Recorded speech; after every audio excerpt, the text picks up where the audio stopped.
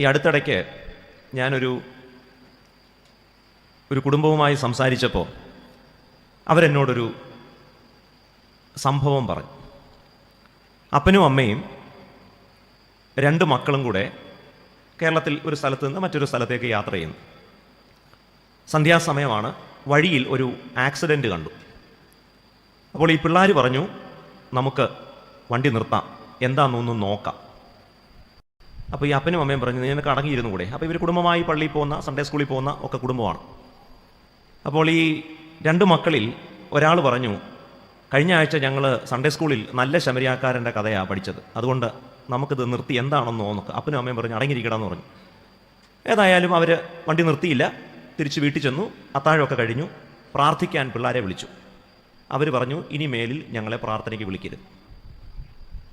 എന്തിനാ ഇങ്ങനെ പ്രാർത്ഥിക്കുന്നേ? ആ പിള്ളേരെ സംബന്ധിച്ചിടത്തോളം പ്രാർത്ഥനയും പ്രവൃത്തിയും തമ്മിൽ പൊരുത്തമില്ലാതെ വരുന്നത് പിള്ളേർക്ക് മനസ്സിലാവുന്നില്ല.